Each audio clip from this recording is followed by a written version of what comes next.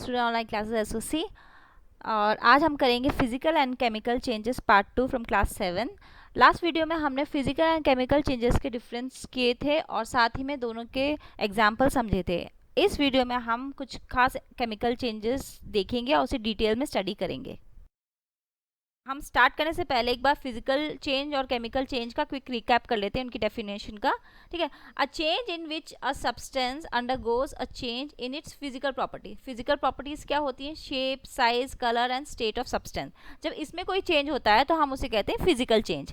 Chemical change नहीं होते हैं, जो सब्सटेंस था वो वही रहेगा, बस थोड़ी देर के लिए बदल जाता है। जैसे कि इलास्टिक बैंड को खींचना, लेकिन बाद में जब आप छोड़ देते हो तो वो वापस उसी में पहुंच जाता है, वो वापस इलास्टिक बैंड ही बन जाता है, उसमें कोई बड़ा चेंज नहीं होता है और ना कोई नया सब्सटेंस बनता है।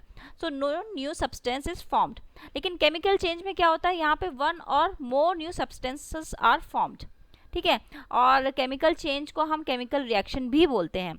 इसका एक सबसे क्लासिक एग्जाम्पल तो रस्टिंग ऑफ आयरन है ही, आप देखते हो। सो अब हम इन्हें डिटेल में पढ़ते हैं।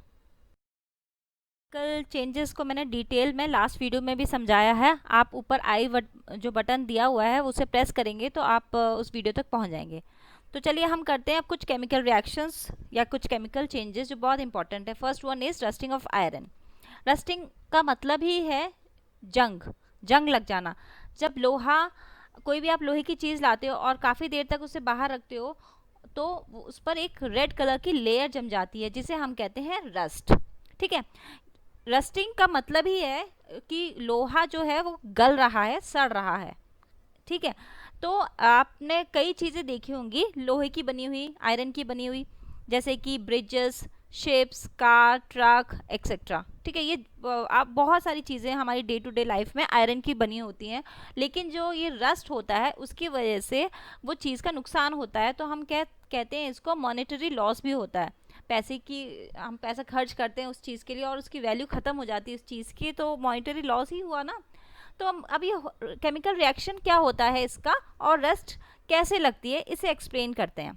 ठीक है, अब ये प्रोसेस में होता क्या है कि आयरन जो होता है वो ऑक्सीजन और जो हमारे एयर में प्रेजेंट होता है उसके संपर्क में आता है, उसके कांटेक्ट में आता है। साथ में ही एटमॉस्फेयर में वाटर वेपर होते हैं, तो वाटर के भी कांटेक्ट में आता है। That means iron, oxygen and water vapour के कांटेक्ट में आने से एक और नई चीज़ बनती है जिसे हम कहते हैं रस्ट। ठीक है, रस्ट का फॉर्मूला होता है Fe2O3 और Fe2O3 या आयरन ऑक्साइड। और रस्टिंग के लिए दो चीज़ ज़रूरी होती हैं, एक तो होती है ऑक्सीजन और दूसरा वाटर। ये दो चीज़ नहीं होंगी तो रस्ट नहीं लगेगा, और लोहा अगर इनके कांटेक्ट में आता है तो वो रस्ट ज़रूर उसमें लगेगी। तो मैं आपको इसको थोड़ा सा एक और बार अच्छे से समझाती हूँ डिटेल में कि क्या होता है रस्टिंग प्रोसेस में। आयरन का फॉर्मूला होता है, सिंबल होता है Fe। ठीक है, आप जानते हो जैसे ऑक्सीजन का O होता है, कार्बन का C होता है, वैसे आयरन का होता है Fe प्लस ऑक्सीजन। जो एटमॉस्फेयर में या एयर में जो ऑक्सीजन प्रेजेंट होती है वो होता है O2। ठीक है, और जो वाटर वेपर जो एटमॉस्फेयर में प्रेजेंट होते हैं वो होता है H2O। वाटर का सिंबल वाटर का फॉर्मूला तो आपको पता ही होगा, H2O होता है। अब ये जब रिएक्ट करते हैं ये तीनों चीज़ तो बनाते हैं रस्ट। रस्ट का फॉर्मूला होता है Fe तो हो गया आयरन, ठीक है, Fe2 और O3, ये हो गया है आयरन ऑक्साइड। समझ के? Fe plus O2 plus H2O, iron, oxygen और वाटर मिलकर बनाते हैं रस्ट, और रस्ट का फॉर्मूला हो गया है Fe2O3, that means iron oxide. और रस्टिंग के लिए ऑक्सीजन, वाटर ज़रूरी होता है। लेकिन एक और चीज़ है, रस्टिंग ज़्यादा जब होती है जब मॉइस्चर एयर में हाई हो। दैट मीन्स अगर हाई ह्यूमिडिटी वाला प्लेस है तो वहाँ पर रस्टिंग फास्टर होगी। जैसे एक एग्जांपल ले लो कि अगर आपकी कोई फ्रेंड कोस्टल एरिया में रहता है, समुद्र के किनारे रहता है, तो आपको पता है कि समुद्र के किनारे वाली जगह पर एटमॉस्फेयर में ज़्यादा ह्यूमिड होती है, ज़्यादा मॉइस्चर होता है एटमॉस्फेयर में, है ना। तो ज़्यादा मॉइस्चर होगा तो रिएक्शन ज़्यादा होगा आयरन के साथ और वहाँ पे रस्टिंग भी ज़्यादा होगी। तो 2-3 क्वेश्चन यही बन गए हैं कि अगर कोई कोस्टल एरिया में रहता है तो वहाँ पर रस्टिंग ज़्यादा क्यों होती है। तो उसका मेन रीज़न यही है कि एयर में मॉइस्चर ज़्यादा होता है और रस्टिंग भी ज़्यादा होती है। इस केमिकल रिएक्शन को भी आप अच्छे से कर लीजिए तो आपको समझने में आसानी होगी। देखा होगा कि बड़े बड़े शिप जो होते हैं उनमें बहुत जल्दी रस्ट लगने लगता है क्योंकि वो पानी में ज़्यादा रहते हैं। तो ऐसा क्या किया जाए कि हम इस रस्टिंग को रोक सकें?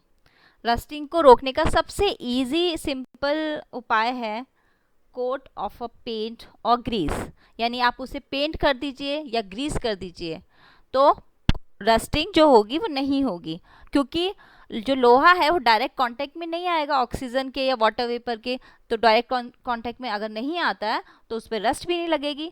तो ये तो हो गया पेंट एंड ग्रीस। लेकिन एक और तरीका है जिसको हम जिसमें क्या होता है, हम एक लेयर चढ़ा देते हैं मेटल की, और वो मेटल कौन सा होता है? Chromium and zinc. ठीक है, क्रोमियम और जिंक की अगर आप एक लेयर और चढ़ा दो उस लोहे पर या आयरन पर तो ये रस्टिंग नहीं होगी। So this process of depositing a layer of zinc on iron is called galvanization. यानी ये जो प्रोसेस है जिसमें आप एक लेयर चढ़ा रहे हो जिंक की आयरन पर, उसे हम कहते हैं गैल्वनाइजेशन। ये बहुत इंपॉर्टेंट है बच्चों, आपको इसे याद भी रखना है और समझना भी है। गैल्वनाइजेशन ये न्यू टर्म है। ओके, सो आपने कहाँ एग्जाम्पल देखा है इसका गैल्वनाइजेशन का? घरों में जितनी भी पाइप्स होती हैं, वाटर पाइप्स होती हैं। अब वाटर पाइप हैं, सोचिए वो लोहे की पाइप्स हैं और उसमें पानी जा रहा है, तो उसमें कितनी जल्दी रस्ट लग सकता है ना? तो वो क्या किया जाता है, उसको रस्ट रोकने के लिए उसको गैल्वनाइज्ड किया जाता है टू प्रिवेंट रस्टिंग। गैल्वनाइज्ड मतलब जिंक की लेयर चढ़ा दी जाती है तो रस्टिंग रुक जाती है, रस्टिंग नहीं होती है। अब एक और चीज़ हम पढ़ेंगे, स्टेनलेस स्टील। स्टेनलेस स्टील कोई मेटल नहीं है, ये कई सारी ये मिक्सचर है समझ लो। इसमें क्या क्या आता है? स्टेनलेस स्टील किससे बनता है? ये बनता है आयरन से। आयरन को जब हम मिक्स करते हैं कार्बन और कई मेटल्स के साथ तो बनता है स्टेनलेस स्टील। कुछ मेटल्स के नेम जो इसमें आते हैं वो है क्रोमियम, निकेल और मैंगनीज। मैग्नीशियम अलग होता है और ये मैंगनीज है, ठीक है, दोनों ही डिफरेंस है, मैंगनीज। और स्टेनलेस स्टील के आपने कई सारे बर्तन देखे होंगे, सामान देखे होंगे, उसमें रस्ट नहीं लगती है। ठीक है, ये बेटर वे है, लोहे से ज़्यादा बेटर है, इस पर रस्ट नहीं लगती है। अगर आपको याद नहीं हो रहा है कि स्टेनलेस स्टील किससे बनता है तो एक लाइन है, शायद अगर आप इसे याद कर लो तो याद हो जाए। ये है, स्टेनलेस स्टील की मॉडर्न फरारी कार निकली। मैं एक बार और बताती हूँ, स्टेनलेस स्टील तो स्टेनलेस स्टील हो गया। अब मॉडर्न से एम, यानी वो हो गया आपका मैंगनीज। मैंगनीज का सिंबल होता है वैसे Mn, मैंगनीज। स्टेनलेस स्टील की फरारी, मॉडर्न फरारी के लिए हम लगाएंगे Fe होता है आयरन। ठीक है, तो दो चीज़ आ गई इसमें, आयरन और मैंगनीज। ठीक है, तो स्टेनलेस स्टील की मॉडर्न फरारी कार। अब कार जो होती है वो यहाँ पे दो हैं, एक तो सी कार्बन के लिए हो गया और दूसरा क्रोमियम के लिए हो गया। ठीक है, कार यहाँ पे दो हैं कार, एक तो कार्बन के लिए, एक क्रोमियम के लिए। निकली के लिए हम निकल। ठीक है, निकल। तो ये सारी चीज़ें अगर आप इस लाइन को याद कर लें तो आपको ये सब याद हो जाएगा कि ये स्टेनलेस स्टील किससे बना है। मैं फिर से एक बार रिपीट कर देती हूँ, स्टेनलेस स्टील की मॉडर्न फरारी कार निकली। रिएक्शन देख लेते हैं, इसमें हम लेंगे मैग्नीशियम रिबन। एक मैग्नीशियम रिबन लेके हम उसे बर्न करते हैं। ठीक है, जब हम बर्न करते हैं, बर्निंग किसके प्रेजेंस में होती है? ऑक्सीजन के। दैट मीन्स मैग्नीशियम जिसका सिंबल Mg है वो ऑक्सीजन से रिएक्ट होता है और फिर जब बर्न हो जाता है, जब जल जाता है तो वो बनता है मैग्नीशियम ऑक्साइड। आपने कैंडल या फिर नहीं, आपने अगरबत्ती देखी होगी जलते हुए तो कैसे लास्ट में राख रह जाती है ना? तो ऐसे ही यहाँ पर भी मैग्नीशियम ऑक्साइड जो है वो एशेस में चेंज हो जाता है। एशेस मतलब राख में। ठीक है, तो अब ये जो मैग्नीशियम ऑक्साइड है, यहाँ पे आप केमिकल चेंज देख रहे हैं ना, मैग्नीशियम था स्टार्टिंग में हमारे पास और फिर ऑक्सीजन से मिलके एक नया ही चीज़ बना है, एक नया ही सब्सटेंस बना है जो कि एक मैग्नीशियम ऑक्साइड है। अब हम इस मैग्नीशियम ऑक्साइड को पानी में मिलाते हैं, वाटर में मिला देंगे, तब क्या बनेगा? इससे बनेगा मैग्नीशियम हाइड्रोक्साइड। देख रहे हैं आप, यहाँ पे दो नई सब्सटेंस बने, नई चीज़ें बनी है। एक मैग्नीशियम ऑक्साइड बना है और एक बना है magnesium hydroxide. Magnesium oxide MgO जिसका फॉर्मूला है और वाटर जिसका है H2O, ये जब रिएक्ट करते हैं तो बनाते हैं मैग्नीशियम हाइड्रोक्साइड। मैग्नीशियम हाइड्रोक्साइड जो है वो बेस है, अगर आप इसको लिटमस पेपर से चेक करोगे तो आपको पता चलेगा कि ये बेस है। तो इससे आपको अंदाज़ा हो जाएगा कि एक न्यू सब्सटेंस बना है। हम क्या करते हैं, एक और एग्जांपल देखते हैं। इसमें हम क्या करेंगे, एक बीकर लेंगे, थोड़ा सा उसमें वाटर डालेंगे। वाटर डालने के बाद हम उसमें थोड़ा कॉपर सल्फेट डालेंगे। ठीक है, कॉपर सल्फेट डालने के बाद हम इसमें डाइल्यूट H2SO4 या सल्फ्यूरिक एसिड, सल्फ्यूरिक एसिड का फॉर्मूला होता है H2SO4। आपको टेंशन लेने की कोई ज़रूरत नहीं है, ये आप अपनी बड़ी क्लासेस में आराम से सीखेंगे, तो don't worry if you don't remember the formula. Okay, so अब ये सोल्यूशन आप कलर देख रहे हो, ये कौन सा कलर का है, ब्लू कलर का। ठीक है, ब्लू कलर का। इस बीकर में कॉपर सल्फेट और H2SO4 या सल्फ्यूरिक एसिड डालने के बाद ये देखिए ब्लू कलर का है। अब हम इसमें क्या ऐड करेंगे, एक कोई भी आयरन की चीज़ जिसमें थोड़ा बहुत आयरन हो। तो यहाँ पे हमने ले लिया एक ब्लेड। ठीक है, ये ब्लेड ले लिया है। जब आप ब्लेड डालोगे इस बीकर के अंदर तो क्या होगा, रिएक्शन होगा। रिएक्शन किस किस के बीच में, कॉपर सल्फेट और आयरन, क्योंकि इस ब्लेड में आयरन है। आयरन का सिंबल मैंने आपको बताया ही था, Fe होता है। ठीक है, तो कॉपर सल्फेट और आयरन के बीच रिएक्शन होगा और रिएक्शन के बाद बनेगा iron sulphate solution, iron sulphate solution, जो कि होता है ग्रीन कलर। ठीक है, देख रहे हैं आप इसमें ग्रीन कलर। इससे आपको अंदाज़ा हो जाएगा कि यहाँ पे तो कोई और ही चीज़ नहीं, सब्सटेंस बन चुका है, न्यू सब्सटेंस बना है जिसका कलर है ग्रीन। ठीक है, अब आप सोच रहे हो कि ब्लेड कहाँ गया, ब्लेड भी है और ये ब्लेड, और लेकिन कॉपर कहाँ गया, कॉपर जो होता है वो इस ब्लेड के ऊपर डिपॉजिट हो जाता है, तो ये ब्राउन कलर का ब्लेड हो जाता है। ठीक है, तो यहाँ पे दो ही न्यू सब्सटेंस बन गए, एक होता है आयरन सल्फेट और दूसरा होता है कॉपर, जो कि ब्लेड पर डिपॉजिट है ब्राउन कलर के फॉर्म में। और एग्जांपल लेते हैं जिसमें एक टेस्ट ट्यूब में हम थोड़ा सा विनेगर ले लेते हैं। विनेगर को हम उस विनेगर में जिसका केमिकल नेम है या फॉर्मूला है एसिटिक एसिड। ठीक है, उसमें हम डालेंगे baking soda, pinch of baking soda, थोड़ा सा बेकिंग सोडा डालेंगे। इसका केमिकल नेम है सोडियम हाइड्रोजन कार्बोनेट। अब जब आप जैसे ही पिंच ऑफ बेकिंग सोडा डालोगे विनेगर में तो क्या होगा, आपको हिस की साउंड आएगी, हल्की से आवाज़ से आएगी। वो हिस की साउंड क्या होती है, इसका मतलब है उसमें से कुछ बबल्स निकलते हैं। वो बबल्स होते हैं कार्बन डाइऑक्साइड के, और इसके साथ अदर सब्सटेंस भी बनते हैं।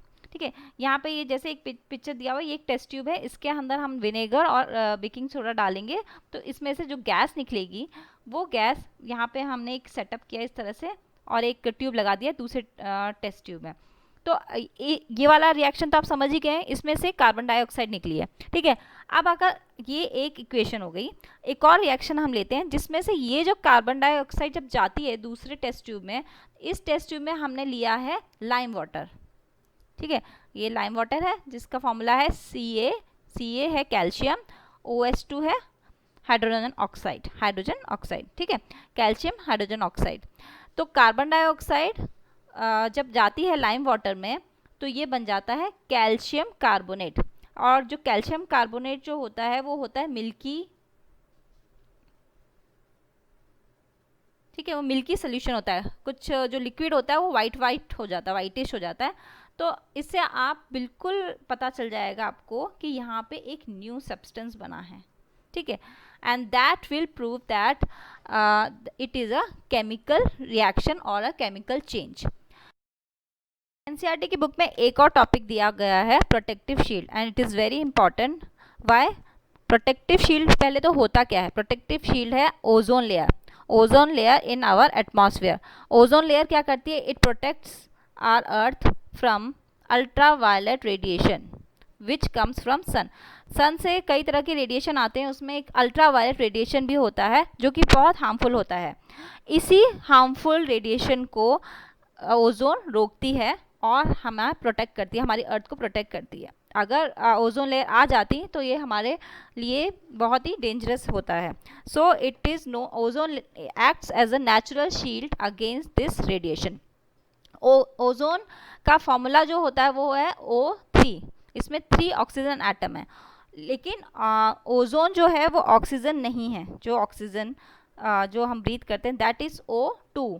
ठीक है, दोनों में डिफरेंस है, so don't get confuse. Oxygen जो हम ब्रीथ करते हैं वो O2 होता है और जो ओजोन होता है वो O3 होता है। सो जब oxygen O2 reacts with oxygen atom it forms ozone. Okay, and ozone acts a natural shield against this radiation. Which radiation? Ultraviolet radiation. Okay students, and one more topic is left, that is crystallization. What is crystallization? आपने सी water देखा है, सी water जब evaporate होता है तो वहाँ नीचे उसकी एक सॉल्ट की लेयर रह जाती है, इस तरह की पपड़ी देखी होगी आपने, समुद्र के किनारे रह जाती है जब सी वाटर इवेपोरेट हो जाता है. एंड दिस लेयर, इसी लेयर को हम कहते हैं क्रिस्टलाइजेशन. ओके, क्रिस्टल्स बन जाते हैं, इसीलिए इसको बोलते हैं क्रिस्टलाइजेशन. बट इसमें एक खास बात है, and that is it is a physical change.